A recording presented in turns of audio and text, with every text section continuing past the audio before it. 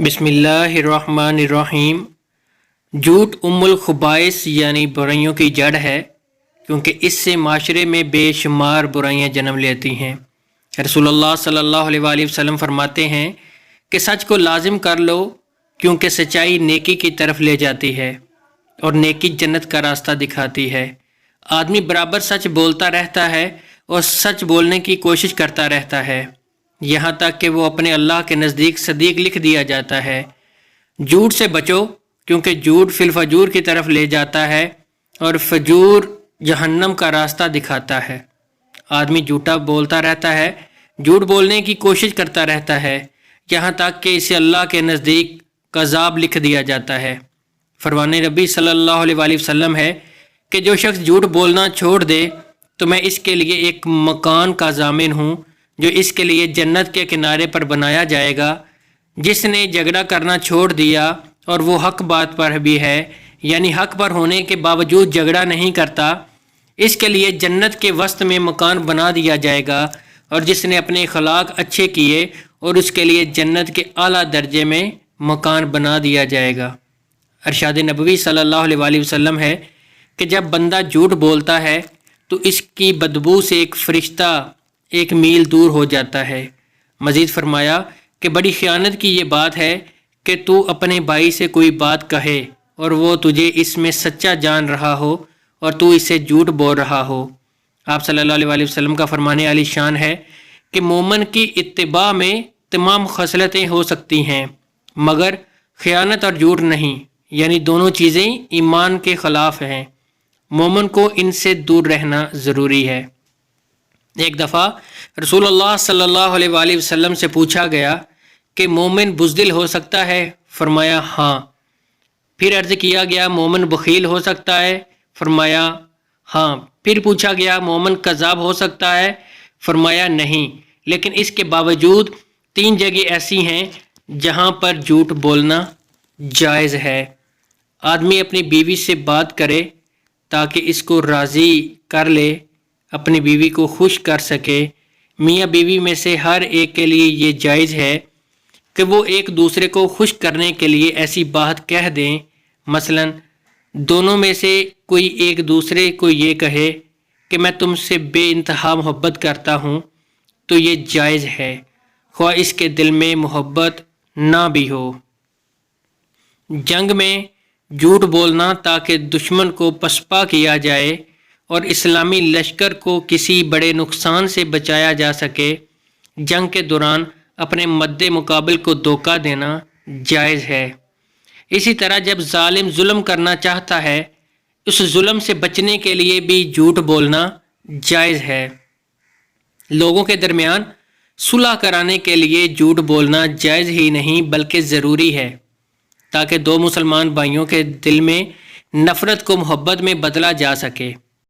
2 لوگوں کے درمیان صلح کرانے کے لیے جھوٹ بولنا کہ ان کے سامنے یہ کہہ دے کہ وہ تمہیں اچھا جانتا ہے، تمہاری تعریف کرتا ہے، یا اس نے تمہیں سلام کہلا بھیجا ہے، اور دوسرے کے پاس جا کے بھی اسی قسم کی باتیں کرے تاکہ دونوں میں عداوت ختم ہو جائے اور صلح ہو جائے، اس صورتحال میں یہ جائز ہے۔ رسول اللہ صلی اللہ علیہ وآلہ وسلم نے ایک بڑھیا سے فرمایا کہ بوڑھی عورتیں جنت میں نہیں جائیں گی۔ پھر اس کے پریشان ہونے پر وضاحت فرمائی کہ میری مراد یہ ہے کہ جنت میں سب جوان ہو کر جائیں گے، بڑھاپے کی حالت میں کوئی بھی جنت میں نہیں جائے گا۔ اسی طرح ایک موقع پر جب ایک سائل نے اونٹنی مانگی تو آپ صلی اللہ علیہ وسلم نے فرمایا ہم آپ کو اونٹنی کا بچہ دیں گے۔ اس نے پریشان ہو کر پوچھا کہ حضور اونٹنی کا بچہ میرے کس کام آئے گا؟ مجھے تو بڑا اونٹ چاہیے۔ تو آپ صلی اللہ علیہ وآلہ وسلم نے وضاحت فرمائی کہ ہر اونٹ کسی اونٹنی کا بچہ ہی ہوتا ہے، چاہے وہ کتنا ہی بڑا ہو جائے۔ حضرت عبداللہ بن عمر رضی اللہ تعالی عنہ سے روایت ہے کہ رسول اللہ صلی اللہ علیہ وآلہ وسلم ہمارے گھر میں تشریف فرما تھے کہ میری والدہ نے مجھے بلایا کہ میرے پاس آؤ تمہیں کچھ دوں۔ آپ صلی اللہ علیہ وآلہ وسلم نے فرمایا کیا کوئی چیز دینے کا ارادہ ہے؟ انہوں نے کہا کھجور دوں گی۔ تو آپ صلی اللہ علیہ وسلم نے ارشاد فرمایا اگر تو کچھ نہ دیتی تو یہ تیرے ذمے جھوٹ لکھ دیا جاتا۔ حضرت عائشہ رضی اللہ تعالیٰ عنہ فرماتی ہیں کہ بعض لوگوں نے رسول اللہ صلی اللہ علیہ وآلہ وسلم سے کہنوں کے متعلق سوال کیا تو آپ صلی اللہ علیہ وآلہ وسلم نے فرمایا کہ وہ کوئی چیز نہیں ہے۔ لوگوں نے عرض کیا یا رسول اللہ صلی اللہ علیہ وآلہ وسلم، بعض اوقات وہ ایسی بات بتاتے ہیں جو درست ثابت ہوتی ہیں، تو آپ صلی اللہ علیہ وآلہ وسلم نے فرمایا کہ وہ درست بات جنابت کی طرف سے ہوتی ہے جسے وہ کاہن کے کان میں ڈال دیتے ہیں، جیسے ایک مرغ دوسرے مرغ کے کان میں آواز پہنچا دیتا ہے اور پھر کاہن اس میں سے 100 سے زیادہ جھوٹ ملا لیا کرتا ہے۔ ایک یتیم بچہ علم سے فارغ ہو کر مزید علم حاصل کرنے بغداد جانا چاہتا ہے، ماں سے اجازت طلب کرتا ہے، ماں اسے بخوبی اجازت دیتی ہے، اس کی قمیض کے اندر 40 دینار سی دیتی ہے اور بچے کو سچ بولنے کی تلقین کرتی ہے۔ یہ بچہ قافلے کے ساتھ روانہ ہوتا ہے۔ قافلے کو ہمدان کے قریب ڈاکو گھیر لیتے ہیں۔ ایک ڈاکو اس بچے سے پوچھتا ہے کہ تیرے پاس کیا ہے؟ بچہ کہتا ہے کہ میرے پاس 40 دینار ہیں۔ ڈاکو اس کو مذاق سمجھ کر چلا جاتا ہے اور اپنے سردار کو اس بچے کے بارے میں بتاتا ہے، تو سردار اس بچے کو بلا کر اس سے پوچھتا ہے، بچہ، اس کی قمیض جب چاک کرنے پر 40 دینار برآمد ہوتے ہیں تو سردار کہتا ہے کہ اگر تو ہمیں نہ بتاتا تو ہم اس مال کو پا نہ سکتے، تو تو نے ایسا کیوں کیا؟ بچے نے کہا، میری ماں نے مجھے نصیحت کی تھی کہ میں کبھی جھوٹ نہ بولوں۔ سردار نے یہ سنا اور اس کے دل پر چوٹ لگی اور زاروں قطار رونے لگا اور کہنے لگا، بچے تو کتنا اچھا ہے، اپنی ماں سے کیا ہوا وعدہ پورا کرتا ہے، اور ہم کتنے برے ہیں کہ اللہ سے کیا ہوا وعدہ پورا نہیں کر رہے اور مخلوق کو لوٹ رہے ہیں۔ پھر کیا تھا، سردار اور اس کے ساتھیوں کے دل کی دنیا ہی بدل گئی، وہ انسان بن گئے۔ یہی بچہ آگے جا کر بہت بڑے بزرگ بنے۔ آج دنیا انہیں شیخ عبد القادر جیلانی رحمۃ اللہ علیہ کے نام سے جانتی ہے۔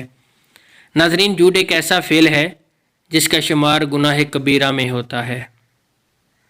قرآن مجید میں ارشاد باری تعالیٰ ہے کہ بے شک اس کو راہ نہیں دکھاتا جو جھوٹا ہے۔ جھوٹ کے لیے عرب میں کذاب کا لفظ استعمال ہوا ہے اور اس کے معنی جھوٹے اور جھوٹ بولنے والے کے ہیں۔ جھوٹ ایک ایسی برائی ہے جس سے دوسری تمام برائیاں نکلتی ہیں، اس لیے جھوٹ کو تمام برائیوں کی جڑ بتایا گیا ہے۔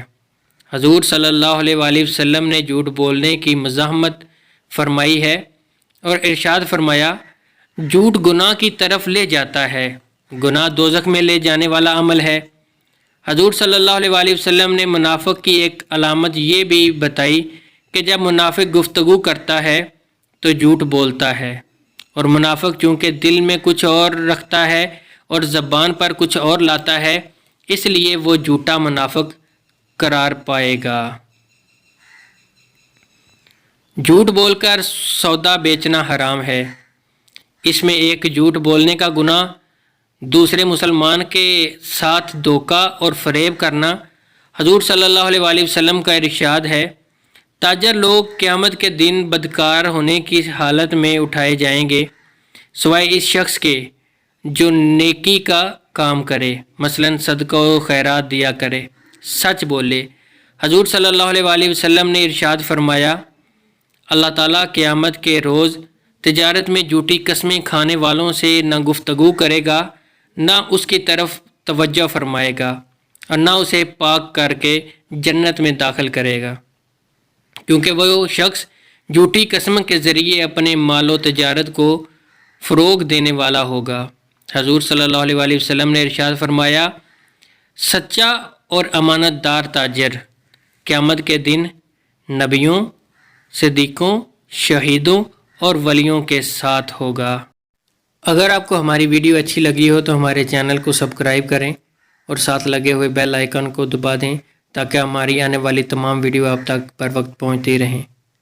اللہ تعالیٰ آپ کا اور ہمارا حامی و ناصر، آمین۔